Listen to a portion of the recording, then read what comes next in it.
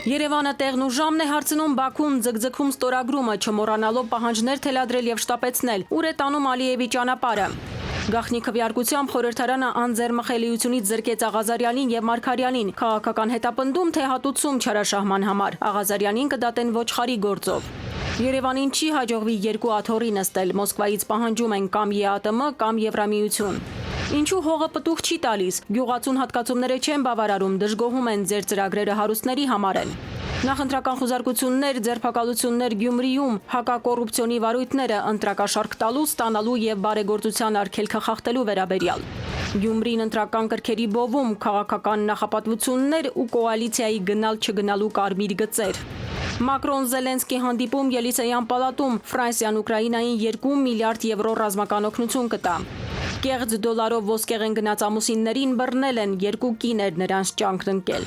0% վարկ ուսանողներին հեծանիվ գնելու համար կառավարությունը աջակցում է հեծանվով շրջել ցանկացողներին։ Արմենիայի եթերում նորությունների գլխավոր ժամն է, բարի երեկո, ես Շահանե Մեժլումյանն եմ, ամենակարևորն ու դիտարժանը այս ժամին։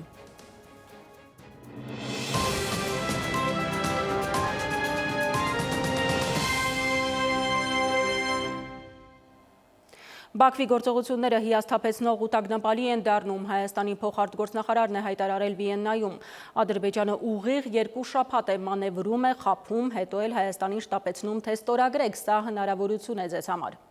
Համաձայնեցման առաջին իսկ օրվանից Երևանը ստորագրելու տեղն ու ժամն է հարցնում։ Բաքուն, սակայն, ագրեսիվ հռետորաբանություն է զարգացնում։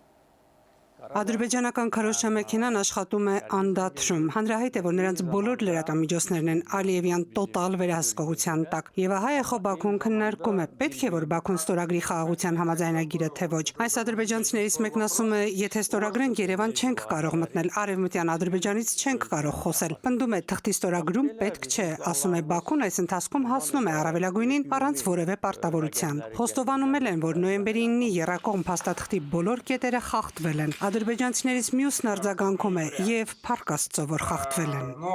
89 пунктов этого соглашения нарушили мы. Слава Богу, что нарушили. Ну вот. Ահա այս պատկերով է հեղեղված Բաքվի ամբողջ մեդիան, լեփ-լեցուն է ռազմական ու ագրեսիվ խոսքով։ Շունչ չեն քաշում, ներսում վայրակ կերպարին հրաժեշտ չեն տալիս, դրսի աչքին խաղաղության աղավնի են խաղում։ Այս օրերին ակտիվ է ու արենայում է Ալիևի հատուկ հանձնարարություններ կատարող Էլչին Ամիրբեկովը։ Նա ոչ ավելի ոչ պակաս նկարագրել է Ադրբեջանի հետ համաձայնության հասնելու հնարավորությունը հավերժ չի լինի, իսկ այն բաց թողնելը սխալ կլինի։ Ամիրբեկովը ձևակերպում է համաձայնագիրը ոչ թե վերջն է, այլ սկիզբը, խաղաղությունը կառուցվում է ոչ թե հայտարարությունների, այլ կոնկրետ քայլերի վրա։ Բաքվի եւ Երևանի միջև խաղաղության համաձայնագրի տեքստի շուրջ այս ամիս ավարտված բանակցությունները ճանապարհ են հարթում հարաբերությունների կարգավորման եւ դիվանագիտական կապերի հաստատման համար։ Սակայն այն իրագործելու համար Հայաստանը պետք է փոխի իր սահմանադրությունը, հրաժարվի տարածքային պահանջներից եւ դուրս բերի օտար ուժերը սահմանամերձ տարածքներից։ Կոնկրետ քայլ Երևանն արդեն արել է մարտի 13-ին, երբ հայտարարվեց համաձայնեցման մասին, Երևանը ուղիղ ասաց տեղն ու ժամն ասեք ստորագրելու։ Ավելի ուշ պաշտոնական Երևանը մեկ անգամ էլ հայտարարեց, հենց այս պահին ենք պատրաստ ստորագրել։ Հիմա Ամիրբեկովը անհասկանալիորեն շտապեցնում, արագության մասին է խոսում։ Հնդածել վերջնագիրը դարձյալ առաջ մղում, փոխեք սահմանադրությունը։ Նրանք տարածքային պահանջներ են տեսնում մեր մայր օրենքում, բայց Երևանից էլ հակադարձում են, որ Ադրբեջանի սահմանադրությունն է, որ տարածքային հավակնություններ ունի Հայաստանից։ Փոխարտգործնախարարն է ասել Վիեննայում Հայաստանի խնդրանքով հրավիրված ԵԱՀԿ մշտական խորհրդի նիստում։ Ի զարմանս մեզ Ադրբեջանի արձագանքը եւ դրան հաջորդած գործողությունները եւ հիասթափեցնող են եւ տագնապալի։ Իր միակողմանի հայտարարությամբ Ադրբեջանը ընդունելով խաղաղության համաձայնագրի տեքստի շուրջ բանակցությունների վերջնականացման փաստը միաժամանակ առաջ է քաշել արհեստական նախապայմաններ։ Ինչ է ուզում Ալիևը, նախապայման վերջնագրերի շարք է շարել ու համառորեն ոտքը հետ չի դնում։ Ինչ կա մտքին։ Մասնագետները հույս չունեն, որ նա կստորագրի։ Ադրբեջանն ամեն օր ավելի ագրեսիվ է դառնում։ Նրանց իշխանական թևից անթաքույց են հայտարարում ռազմական նկշտումների մասին։ Իրենք ցույց են տալիս, որ իրենք չեն հրաժարվել հետագա հնարավոր ագրեսիվ նպատակներից։ Իրենք Հայաստանի Հանրապետության նկատմամբ ագրեսիվ նկատումներից ոչ միայն չեն հրաժարվել, այլև պրակտիկ գործողություններով ցույց են տալիս, որ հակված են հենց նման սցենարների։ Ու մինչև Հայաստանի արտգործնախարարը Ղազախստանում հայտարարել է, թե Երևանի ու Բաքվի միջև խաղաղության համաձայնագիրը բեկումնային կլինի, ադրբեջանցիները ագրեսիայի դոզան չեն թույլատրում։ Էխո Բաքուն քննարկումն ամփոփել է հաստատումով. Ադրբեջանին խաղաղ պայմանագիր իսկապես պետք չէ։ Մենք կարող ենք սուրճ պատվիրել եւ հանգիստ դիտել, թե ինչպես է Հայաստանը կատարում Ադրբեջանի բոլոր պայմանները։ Սիրանուշ Մուրադյան, ժամը լրատվական։ Մոսկվան Երևանից պաշտոնապես տեղեկություն չի ստացել հաղորդակցությունների ապաշրջափակման Ռուսաստան-Ադրբեջան-Հայաստան եռակողմ աշխատանքային խմբի հայկական կողմի մասնակցության դադարեցման մասին։ Հայտարարել է Ռուսաստանի արտգործնախարարության պաշտոնական ներկայացուցիչ Մարիա Զախարովան, մեկնաբանելով խորհրդարանի նախագահ Ալեն Սիմոնյանի հայտարարությունը, թե Երևանը այլևս մտադիր չէ մասնակցել փոխվարչապետերի մակարդակով գործող հաղորդակցությունների ապաշրջափակման աշխատանքային խմբին։ Զախարովան տեղեկացրել է, որ Պուտինն ու Փաշինյանը մշտական կապի մեջ են, Փաշինյանը ընդունել է մեծ 80-ամյակին Մոսկվա այցելելու հրավերը։ Միաժամանակ Մոսկվան պահանջում է, որ Հայաստանը ընտրություն կատարի ԵԱՏՄ-ի և Եվրամիության միջև։ Երկու աթոռի նստել չի հաջողվի, ըստ ՏԱՍՍ-ի, այս մասին ասել է Ռուսաստանի փոխվարչապետ Ալեքսեյ Օվերչուկը։ Նա ընդգծել է, որ եթե Երևանը գնում է Եվրոպա, ապա անհրաժեշտ է վերանայել Ռուսաստանի հետ տնտեսական հարաբերությունների ամբողջ համալիրը։ Հիշեցնեմ, որ Հայաստանի խորհրդարանը ընդունել է Եվրամիությանը Հայաստանի անդամակցելու գործընթացի մեկնարկի մասին օրենքի նախագիծը։ Կողմ է քվեարկել 64 դեմ 7 падգամավոր։ Հայաստան խմբակցությունը չի մասնակցել քվեարկությանը, պատիվ ունեմը դեմ է քվեարկել։ Խորհրդարանն այսօր փակ գաղտնի քվեարկությամբ անձեռմխելիությունից զրկել է падգամավորներ Տարոն Մարգարյանին և Հովիկ Աղազարյանին։ Երկու քրեական գործով Աղազարյանը կասկածվում է կոռուպցիոն գործարքների մեջ, դրանցից մեկով մինչև $300,000 կաշառք են առաջարկել նրան, որ մինչև 200,000 գլուխ ոչխարը առանց փաստաթղթի և կարանտինի արտահանեն։ Մարգարյանին մեղադրում են փողերի լվացման և հողազավթումների համար։ Երկու падգամավորներն էլ տեղի ունեցողը քաղաքական հետապնդում են համարում։ Ինչու Հովիկ Աղազարյանն ավելի շուտ, մինչև իր դեմ հարուցված գործերը չէր հայտարարում ավտորիտարիզմի դեմ պայքարի մասին։ Պատգամավորը հարցը լսեց ու սկսեց երգել։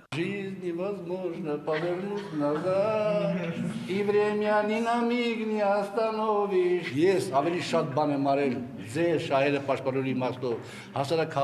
քաղաքացու շահերը պաշտպանելու իմաստով։ Ազգային ժողովում մի քանի падգամավորների բարձրացրած հարցեր անպատասխան էր թողել դատախազը։ Այդ թվում նաև հարցը, թե օրինակ Աղազարյանը ինչու չի հարցաքննվել $23,000 կաշառքին վերաբերող երկրորդ գործով։ Գլխավոր դատախազը հայտնեց, թե կաշառք տալու գործով երկու մեղադրյալ կա։ Հովիկ Աղազարյանն ըստ դատախազի որևէ խնդրի հետ կապված չի հարցաքննվել։ Նորից պետք է հիշեցնեմ, որ մենք իրեն կարգավիճակով պիտի հարցաքննենք, որպեսզի կարողանանք երաշխիքներ տալ եւ որպեսզի այդ ապացույցը հետագայում չկորցնենք։ Եթե մենք անձին մեղադրանքի շուրջ հարցաքննենք վկայի կարգավիճակով, դատարանը ասել է, որ սա անթույլատրելի ապացույց է, դուք մարդուն վկայի կարգավիճակով կանչել եք, փաստացի հետապնդում եք։ Աղազարյանը հայտարարել էր, թե գործին վերաբերող $8,000 ոչ թե կաշառք է եղել, այլ փոխառություն։ Եթե տարվա ընթացքում փոխառությունները վերցրել, բոլորս պաշտոնատար անձինք ենք, այդ թվում պարոն Աղազարյանը։ Պարտավորը հայտարարագրի 8,000-ը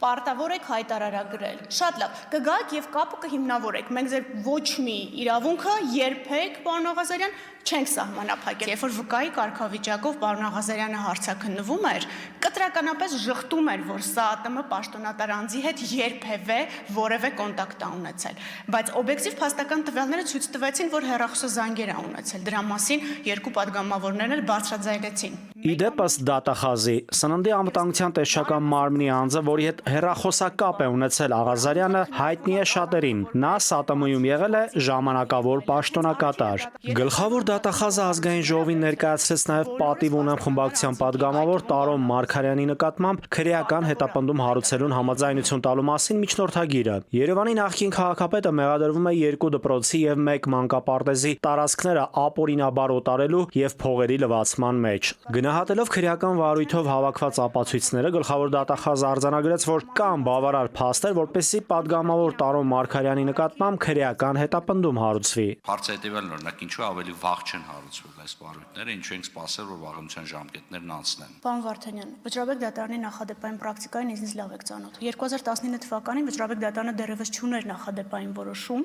որտեղ ասում էր, որ բավարար է միայն արարքի օբյեկտիվ կողմի նկարագրությունը որպես պրեդիկատ նկարագրելու համար։ Ասում էր, դու պետք է ունենաս 4 հանցակազմով հաստատված Վերջնական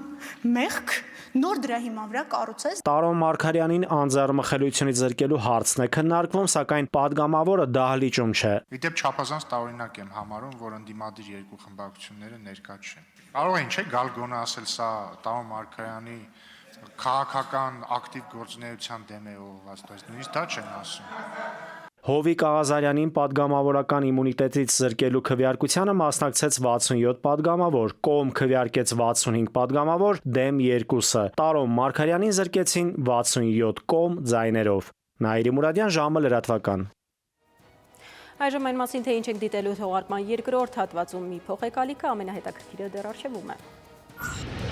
Ինչու հողը պտուղ չի տալիս։ Գյուղացուն հատկացումները չեն բավարարում, դժգոհում են ձեր ծրագրերը հարուստների համար են։ Նախընտրական խուզարկություններ, ձերբակալություններ Գյումրիում, հակակոռուպցիոնի վարույթները ընտրակաշարք տալու, ստանալու եւ բարեգործության արգելքը խախտելու վերաբերյալ։ Գյումրին ընտրական կրքերի բովում, քաղաքական նախապատվություններ ու կոալիցիայի գնալ-չգնալու կարմիր գծեր։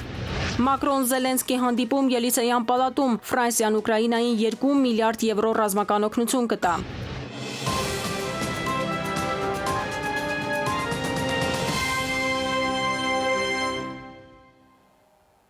Մենք վերադարձանք, շարունակում ենք թողարկումը։ Ֆրանսիան Ուկրաինային 2 միլիարդ եվրոյի ռազմական օգնություն կհատկացնի, հայտարարել է Ուկրաինայի նախագահին հյուրընկալած Էմանուել Մակրոնը։ Զելենսկին հանդիպմանը նշել է, որ Մոսկվան փորձում է լրացուցիչ պայմաններ ներառել Սև ծովում հրադադարի մասին համաձայնագրում։ Քանի Մոսկվան ցանկանում է պատերազմը շարունակել, մենք պետք է ճնշում գործադրենք նրանց վրա, որքան շատ ռազմական տեխնիկա արտադրվի Եվրոպայում, այնքան ավելի խաղաղ կլինի այստեղ ապրելը, ասել է Զելենսկին։ Պուտինը շուտով կմահանա եւ ամեն ինչ կավարտվի, եւ դա փաստ է, Զելենսկու խոսքերն են։ Ռուսաստանը պատրաստ է համաձայնել Սև ծովում կրակի դադարեցմանը, սակայն դա կանի պատժամիջոցների վերացման դիմաց, հայտարարել է Միացյալ Նահանգների պետքարտուղարը։ Ըստ Մարկո Ռուբիոյի, որոշ պայմաններ ներառում են այնպիսի պատժամիջոցներ, որոնք Միացյալ Նահանգները չի սահմանել, դրանք սահմանվել են Եվրոպական միության կողմից։ Պետք է քննարկեն, լիարժեք հասկանան Ռուսաստանի դիրքորոշումը եւ ներկայացնեն Թրամփին, որն էլ կորոշի Վաշինգտոնի հետագա քայլերը, պարզաբանել է Ռուբիոն։ Ուկրաինայում պատերազմող Ռուսաստանին աջակցելու նպատակով Հյուսիսային Կորեան մոտ 3000 զինծառայող է ուղարկել հակամարտության գոտի։ Դրանից զատ Փենյանը Մոսկվային օժանդակում է նաև ռազմատեխնիկայով, հրթիռներով եւ հրետանային սարքավորումներով։ Ռուսաստան են ուղարկվել փոքր հեռահարության մեծաքանակ բալիստիկ հրթիռներ, ինքնագնաց հաուբիցներ եւ 220 միավոր համազարգային կրակի ռեակտիվ համակարգեր։ Վարշավայում Լեհաստանի վարչապետ Դոնալդ Տուսկի հետ բանակցությունների ավարտին անդրադառնալով Ռուսաստանի հարձակման հնարավորությանը, Հյուսիսատլանտյան դաշինքի գլխավոր քարտուղար Մարկ Ռյուտեն հայտարարել է, դաշինքի անդամպետություններից որևէ մեկի դեմ ագրեսիային պատասխանը կործանարար կլինի։ Վլադիմիր Պուտինը կամ որևէ այլ գործիչ, որ կփորձի նման քայլի դիմել, պետք է հստակ ըմբռնի, որ մեր պատասխանը շատ հզոր է լինելու, նշել է ՆԱՏՕ-ի գլխավոր քարտուղարը։ Գրենլանդիան պետք է պատկանի Միացյալ Նահանգներին, պաշտպանական եւ հարձակողական դիրք ունեցող կղզին մեզ անհրաժեշտ է միջազգային անվտանգության համար, հայտարարել է Դոնալդ Թրամփը, մեկնաբանելով փոխնախագահ Ջեյ Վենսի այցն ու կղզում տեղակայված ամերիկացի զինվորականների հետ այս շաբաթ նախատեսվող հանդիպումը։ Գրենլանդիան անհավանական վայր է, որի բնակիչները մեծապես կշահեն, եթե այն դառնա Միացյալ Նահանգների մի մասը։ Մենք կպաշտպանենք այն չար արտաքին աշխարհից, ասել է Թրամփը։ Կարմիր ծովում Եգիպտոսի Խուրգադա քաղաքի ափամերձ հատվածում զբոսաշրջային սուզանավ է խորտակվել։ Սինդբադ կոչվող զբոսաշրջային բատիսկաֆում խորտակման պահին տարբեր ազգության 45 զբոսաշրջիկ է եղել։ Փրկարարներին հաջողվել է 29 մարդու կյանք փրկել, կա 6 զոհ, որոնցից 4-ը Ռուսաստանի քաղաքացիներ են։ Եգիպտոսի մարջանային խութերի եւ կենդանական աշխարհի ուսումնասիրման նպատակով Խուրգադայում արդեն մի քանի տարի է, ինչ կազմակերպվում է ստորջրյա ծովային ճանապարհորդություն։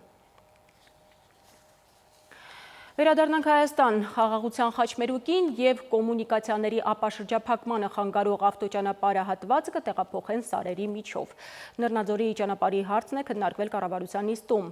Անմշակ հողերը բերի դարձնելու պետական ծրագրերը արդյունք չեն տալիս, գյուղացու դարդին դարման անելու ծրագիր են մտածել, գումար են հատկացնում, սակայն հողի մշակները դժգոհ են, պնդում են ձեր ծրագրերը հարուստների համար են։ Կառավարության նիստի բոլոր մանրամասները Նաիրի Մուրադյանի տեսանյութում։ Սյունիքի մարզում Կապան-Ծավ ավտոճանապարհի 15-րդ կիլոմետրից դեպի Նռնաձոր տանող 10 կիլոմետրից ավելի երկարությամբ նոր ավտոճանապարհ կկառուցվի։ Ճանապարհի կառուցման աշխատանքը նախատեսված է ավարտել 2025-ին։ Նռնաձորում ճանապարհը սարերի միջով է անցնելու։ Հիմա քանդման աշխատանքներ են։ Այդ նախագիծն ըստ Նիկոլ Փաշինյանի նրբություններ ունի։ Նրբությունը հետևյալն է, որ հիմա Նռնաձոր տանող ճանապարհը մի հատված համընկնում է նախկինում երկաթուղու գծերի հատվածի հետ, պաստառի հատվածի հետ, եւ քանի որ մենք պլանավորում ենք տարածաշրջանային կոմունիկացիաների բացում, եւ ըստ էության սա այդ աշխատանքների գործնական փուլն է։ Իջևանում ըստ Փաշինյանի 40 տարվա ճանապարհ է ասֆալտապատվում, սակայն այստեղ էլ գծանշում չկա։ Համայնքը ստիպված առանձին գծանշման համար մրցույթ պետք է հայտարարի։ Մեկ էլ տեղ կա, չէ՞ որ մի քանի անգամ գնում ես ասում ես խի ճանապարհային նշան չկա, ինչի ճանապարհային նշան չկա։ Մեկ էլ տանում են միտեղ, ասենք ենթադրենք մի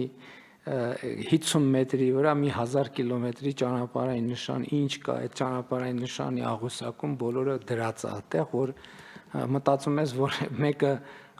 մեքենան վարելով ճանապարհի այդ հատվածի մտնի շուռ կգա անպայման, որովհետև այնց շփոթեցնող է։ Էկոնոմիկայի նախարարը գյուղացուն աջակցելու ծրագիր է ներկայացնում։ Հո մշակիր, ցանց կատարիր, պետությունը կաջակցի։ Փաշինյանը Տանձուտ եւ Արգավանդ գյուղերում ծրագրի արդյունավետությունից է հետաքրքրվել։ Ասում է, ստացվել այնպես, որ դիսոնանս կա կառավարության իշխանության ներկայացուցիչների եւ գյուղացիների միջեւ։ Մենք ասում ենք, բայց չէ որ կառավարությունը 100,000 դրամ, ասենք տալիս է, ինչի համար է 100,000 դրամ տալիս, ասենք Հատիկնդեղենի մշակաբույսի համար, Արարատյան դաշտի հող, Բերի հող 100,000 դրամ տալիս է, մարդը ասում է, հա, բայց 170,000 դրամ պետքա բան անեմ, ծախսեմ այնտեղ, որ հողը մշակեմ։ Ասում եմ, հա, կառավարությունը 100,000 դրամ տալիս է։ Ասում է, հա, բայց ես այդ 170,000 դրամը չունեմ։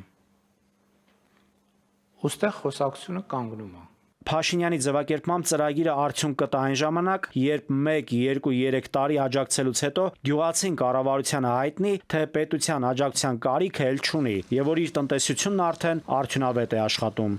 Նաիրի Մուրադյան, ժամը լրատվական։ Ավագանու արտահերտ ընտրություններից 3 օր առաջ ուժայինները խուզարկություններ են սկսել Գյումրիում, Մայր Հայաստան դաշինքի գրասենյակում, շտաբի պետի եւ համակիրների տներում։ Քննչական գործողություններ են եղել նաեւ մեր քաղաքը դաշինքի շտաբում։ Մեր քաղաքի տեխնացու Մարտուն Գրիգորյանի հորն ու որդուն տարել են հակակոռուպցիոն կոմիտե, նրան ձերբակալելու որոշում կա։ Տեխնացուն ասել է, թե շինծու քրեական գործեր են հարուցվել։ Խոսքը հայտնի Շիբինի գործի մասին է։ Մարտի սկզբին որպես падգամավոր նա փողոցներ է խճապատել, ինչը իր խոսքով փորձում են ներկայացնել որպես ընտրակաշարք։ Իդեպ իմ հզոր հայրենիքի տեխնացու Ռուբեն Մխիթարյանը գնացել է աջակցելու Մարտուն Գրիգորյանին։ Այսօր հակակոռուպցիոն կոմիտեն էլ հաղորդել է, որ քրեական վարույթներ են նախաձեռնել Գյումրիում քարոզարշավի ընթացքում ընտրակաշարք տալու, ստանալու եւ բարեգործության արգելքը խախտելու վերաբերյալ։ Նախընտրական Գյումրին թեժ կրքերի մեջ է, 9 քաղաքական ուժ է մասնակցում ավագանու ընտրությանը, յուրաքանչյուրը իր օրակարգով ու գյումրեցիների խնդիրները լուծելու խոստումներով։ Ով ինչպես է պատկերացնում քաղաքային իշխանության լծակները ստանձնալուց հետո իր գործունեությունը եւ արդյոք կան կարմիր գծեր կոալիցիա ձևավորելու համար։ Հիմնական տեխնացուների հետ զրուցել է Տիգրանուհի Գուրգինյանը։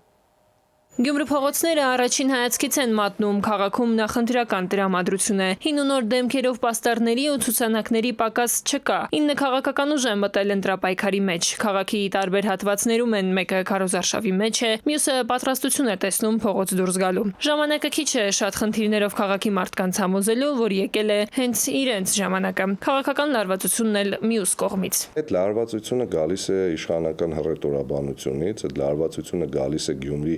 անընդհատ տարբեր պաշտոնյաների այցելություններից, այդ լարվածությունը գալիս է Գյումրիում տարբեր տեսակի ուժայինների թաքուն աշխատելավոճից։ Մեծ վարչական ռեսուրս է կիրառվում, մարդկանց անդադար համոզում են, որ դե իմաստ չունի ընտրությունների գնալ ամեն բան արդեն որոշված է, ոչ մի բան էլ որոշված չի։ Հիմքեր իրեն մեղադրելու չկան, իշխանական ուժի քաղաքապետի տեխնացու Սարիկ Մինասյանը հակադարձում է ընդդիմադիրների մեղադրանքներին, թե իշխանությունը գործի է դրել բոլոր վարչական լծակները։ Եթե խնդիրը կա այդ խնդիրը փորձում ենք լուծել։ Գյումրեցուն ինչ է հետաքրքիր։ Գյումրեցուն հետաքրքիր է այդ մարդը, ով իրենց մատից փուշ կհանի։ Հիմա անունը ինչ ուզում է տնեն, ուզում են տնեն վարչական ռեսուրսի կիրառում, չգիտեմ ինչ, ճնշումներ։ Գյումրեցին ինչու հենց իրեն ու իրենց թիմին պետք է ընտրի հարցին պատասխանելիս Մինասյանը առանձնացնում է իր անցած ճանապարհն ու աշխատանքային փորձը։ Ասում է քաղաքի դառն ու ցավը լավ գիտի։ Գյումրու խնդիրներին պակաս ծանոթ չեն նաև ընդդիմադիրները։ Իմ հզոր համայնք կուսակցության քաղաքապետի տեխնացու Ռուբեն Մխիթարյանն ասում է, վերջին տարիներին Գյումրիում արած ներդրումները, անցած փորձը իրեն ու թիմակիցներին հնարավորություն են տվել լավ պատկերացնել քաղաք փող բերելու, այն համաչափ զարգացնելու, զբոսաշրջային մեծ հոսքեր ապահովելու, կոմունիկացիաներ ստեղծելու ճանապարհները։ Ասում է, բնակ ֆոնդից մինչև թափառող շների խնդիր, հողի վրա շոշափելի ծրագիր են կազմել, ներկայացրել ընտրողին։ Հիմնական շեշտը դնելով զբոսաշրջության ոլորտի զարգացման վրա եւ մեր նախկինում ունեցած արդյունաբերական հզորությունների աստիճանական վերականգնման վրա մեր պատկերացմամբ Գյումրին կարողանալու ենք դարձնել արդյունաբերական, տեխնոլոգիական եւ զբոսաշրջային մեծ կլաստեր։ Հանգիստ եղեք, ժողովուրդը Գյումրին 13 տարի ղեկավարած նախկին քաղաքապետ Վարդան Ղուկասյանը, որ ակտիվ քարոզարշավի մեջ է, համագործակցությունները չի բացառում։ Ասում է, ամեն ինչ ընտրություններից հետո կերևա, բայց նախապայմաններ, կարմիր գծեր ամեն դեպքում ունի։ ԿՊ-դ միանշանակ կոալիցիա չեմ կազմելու եւ նայելու եմ նրանց, ովքեր որ ԿՊ-ին չեն բերել։ Իսկ եթե դաժե բերել են ԿՊ-ին, այն մեկը, որը տղամարդություն կունենա ու կասի, որ վերևը այդ կուսակցության տերերը իրան չեն կարող թելադրել, ես տղամարդավարի խոսք կդամ, որը սենց կպահեմ, սենց կանեմ, նենց կանեմ, այդ ժամանակ կնայենք։ Կոալիցիաներին առհասարակ դեմ եմ, Ժամին ասում է, ազգային ժողովի պատիվ ունեմ խմբակցության падգամավոր, մեր քաղաքը դաշինքի քաղաքապետի տեխնացու Մարտուն Գրիգորյանը։ Չեք համագործակցելու, կոալիցիաներ չեք կազմելու, հարցնում ենք։ Ասում է, համենայն դեպս փաստաթուղթ ոչ մի ուժի հետ չի ստորագրի, կոալիցիա չի կազմի, պետք լինի բանավոր կգործակցեն։ Համագործակցության մասին է խոսքը, ոչ մի փաստաթուղթ ոչ մեկի հետ չեմ ստորագրելու։ Առանց նախապայմանների համագործակցություն։ Արդեն ընտրություններից հետո կտեսնենք, հա։ Բայց ի սկզբանե պիտի հասկանանք ուր է ուղղորդվում այդ ամեն ինչը։ Իմ հզոր համայնք կուսակցության քաղաքապետի տեխնացուն էլ համագործակցությունների պատրաստ է, Մխիթարյանը թունդ է ընդգծում միայն ընդդիմադիրների հետ։ Իմ տպավորությունները այնպիսին են, որ Գյումրին ունենալու է կոալիցիոն իշխանություն ու այդ կոալիցիոն իշխանության մեջ ընտրություններից հետո եթե մեծ ձայներ պետք լինի իշխանություն դառնալու համար մենք բանակցելու ենք մեր գործընկերների հետ, բայց եթե նաև մեր ձայները պետք լինի, մենք նույնպես բացենք բանակցությունների համար ընդդիմադիր գործընկերների հետ։ Իդեպ, նախորդ ընտրություններում գյումրեցիների մասնակցության ցուցանիշը ընդամենը 24% էր։ Այս անգամ շուրջ 37 տարի դոմիկներից դեռ չազատված աշխատատեղերի մեծ պակասով, աղքատության զգալի մակարդակով, անգամ թափառող շների հետ պայքար տվող գյումրեցին որքան անտարբեր կլինի ու որքան ոգևորված իր քաղաքի ապագայով կիրակի պարզ կդառնա։ Տիգրան Ուիգուրղինյան, Վահան Գուլոյան, ժամը լրատվական։ Այսօր քաղաքացիական պայմանագիր կուսակցության ներկայացուցիչները Գյումրիում հրատապ մամուլի ասուլիս են հրավիրել, խոսել քարոզարշավի ընթացքում իրենց ձևակերպման մտահոգիչ իրադարձությունների, մասնավորապես քաղաքացիների ազատ կամ արտահայտման խոչընդոտման դեպքերի, ինչպես նաև հակակոռուպցիոն կոմիտեի հրապարակած հայտարարությունների մասին, որը վերաբերում է առերևույթ հանցագործության նախընտրական շրջանում ընտրակաշառքների բաժանմանը։ Իրականում մենք դատապարտում ենք այն բոլոր գործողությունները, որը Գյումրեցուց, մեր ժողովրդից ձայնի իրավունքի զրկել է, ստիպել կամ այլ օրինախախտ միջոցներով մարդու ձայնի վրա ազդեցություն ունենալ։ Հաջորդ թեմայի մասին հայոց եկեղեցու պատմությունը սեպտեմբերից վերջնականապես կհանվի դպրոցական առարկայացանկից։ Նախարարության խոստումները եկեղեցու դասերը այլ առարկաների, օրինակ հայոց պատմության դասագրքում ընդգրկելու վերաբերյալ քրիստոնյա համայնքին վստահություն չեն ներշնչում։ Ամեն ինչ արվում է մեր ազգային քրիստոնյա ինքնությունն ու տեսակը արմատախիլ անելու համար, եւ դա սկսել են դպրոցից, կարծում են մայրաթոռում։ Սեպտեմբերից դպրոցականների սեղանից վերջնականապես կհանվի հայոց եկեղեցու պատմություն առարկան։ Հանրակրթական պետական նոր չափորոշչով դասագիրքը դպրոցական ծրագրից դուրս կբերվի ու կներառվի այլ առարկաների մեջ։ Դասագրքերի մի մասն արդեն գործածությունից դուրս են։ Զաքարիա Վարդապետը անընդունելի է համարում առարկայի որպես առանձին բաղադրիչի դուրսբերումը հանրակրթական դպրոցից ու նկատում։ Այսպիսով մատաղ սերունդը կզրկվի շուրջ 2000-ամյա իր ազգային եկեղեցու պատմությանը, քրիստոնեական արժեհամակարգին ծանոթանալու հնարավորությունից։ Ամենևին էլ պատահական չէ կատարվածը, քանզի այսօր մեր երկրում ինքնության ճգնաժամ է, երբ ամեն ինչ արվում է կեղծ եւ օտարամոտ ուրակարգերի ներքո, կտրելու հային իր անցյալից, պատմական հիշողությունից, ինքնությունը դարերի ընթացքում պահած եւ մեզ փոխանցած ազգային հոգեվոր միակ կառույցից,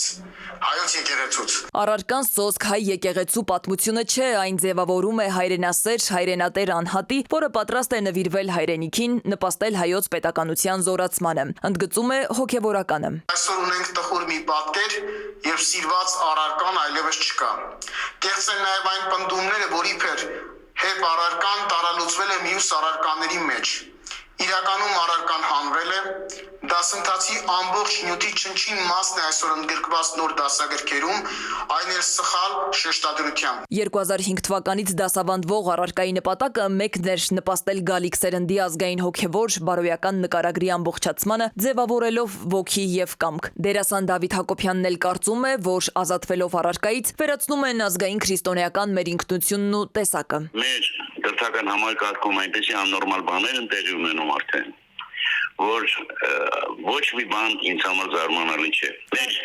երեխաները զրկվում են եկեղեցու պատմությունից։ Կապը կտրվում է մի անգամ եւս, հազիվ վերականգնել են կապը 70 տարվա կապի խզման հետևանքը։ Հիմա նորից կտրելու են կապը։ Իմաստը ապազգայնությունն է, տանել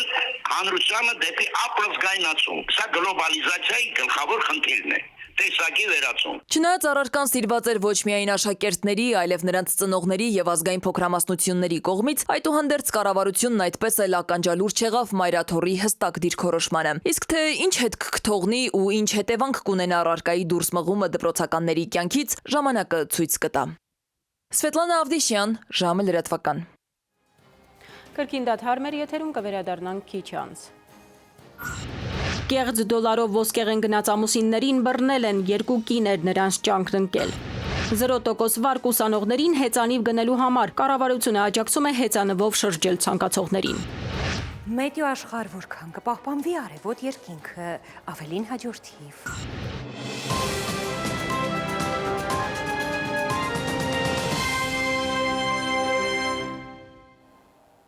Մենք վերադարձանք, շարունակում ենք թողարկումը։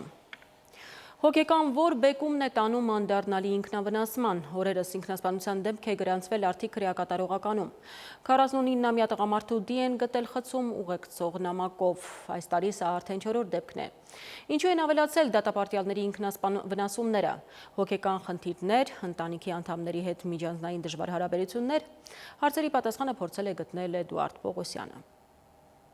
4 ինքնասպանություն 3 ամսում քրեակատարողականներում ծայրահեղ այս քայլին նախորդ տարի ոչ ոք չէր դիմել։ Ինչ եղավ, ինչ պատահեց, ինչու այն կրկին ազատությունից զրկված անձանց համար խնդիրների լուծման միջոց դարձավ։ Քրեակատարողականի պաշտոնյան չի մեկնաբանում Արթիկ հիմնարկում ընդամենը նոր էր առաջ արձանագրված վերջին դեպքի պատճառները, ասում է ենթադրություններ անելը կամ մոտավոր շարժառիթներ մատնանշելն այս հարցում սխալ է։ Առաջին հերթին դա կյանքի դժվարին իրավիճակ է, որը լուրջ մարտահրավեր է հոգեկանի համար, այստեղ նաև մենք հաշվի պետք է առնենք, որ երբեմն ունենում ենք ազատությունից զրկված անձինք, ովքեր ունեն հոգեկան առողջության հետ կապված խնդիրներ եւ այսպիսի կյանքի դժվարին իրավիճակում հայտնվելու պարագայում իրենց դեպքում ավելի դժվար է դառնում հաղթահարել ստեղծված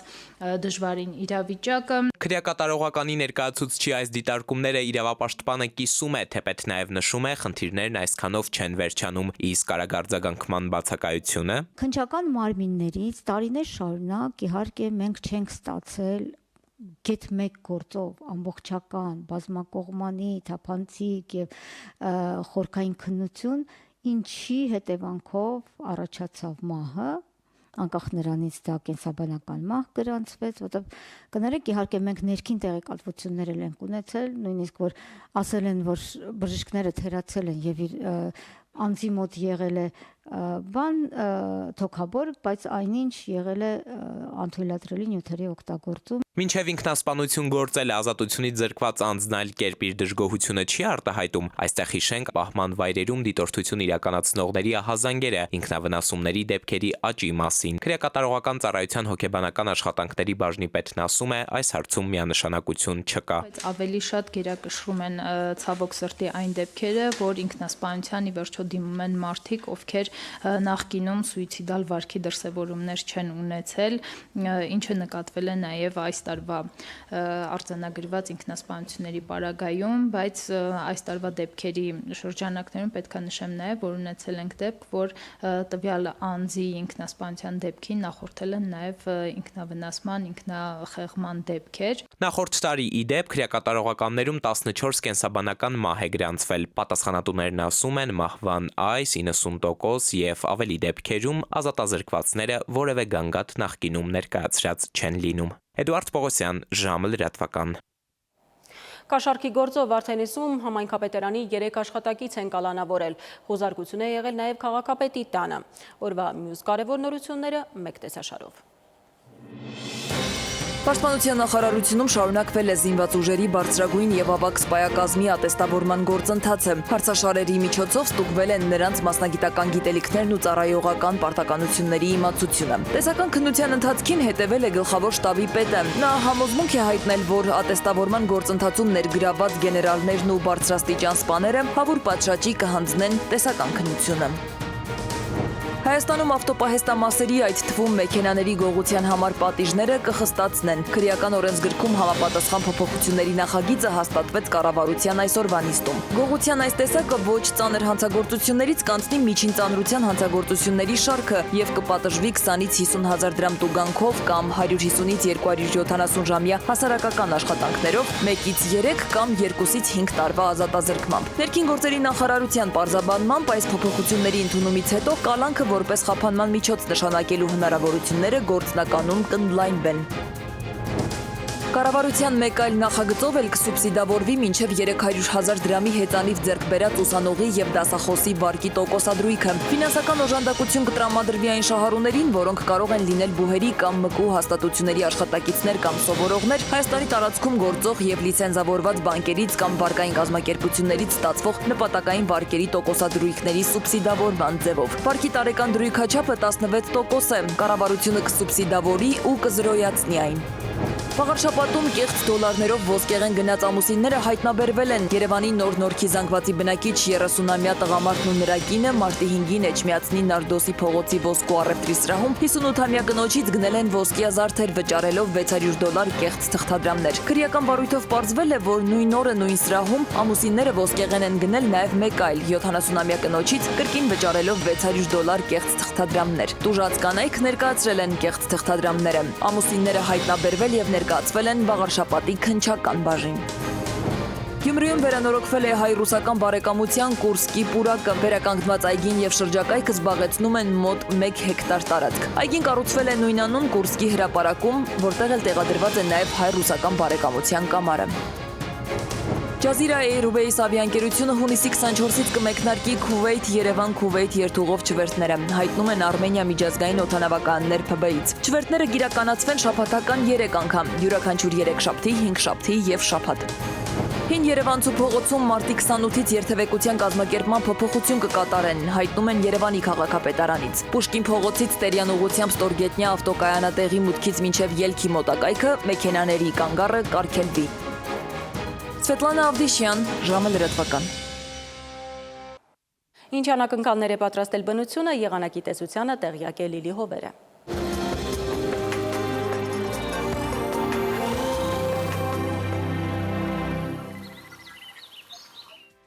Բարերեկո եղանակի տեսության հովանավորն է Ֆերոսի ապրանքանիշը, իր հուսալի անվտանգ եւ գերխնայող գազի կաթսաներով։ Դրանք պաշտոնապես ներկայացված են էքստերիեր խանութ սրահների ցանցում, Ֆերոսի եղանակ ստեղծող կաթսաներ, Մետեոաշխարհ նախ Հայաստան։ Մեր երկրի մեծ մասում ուրբաթը կանցնի կայուն պայմաններում, սպասում են կարևոտ առանց տեղումների օր։ Առաջիկա օրերին ջերմաստիճանը կբարձրանա եւս 4 նիշ, վաղը ցերեկը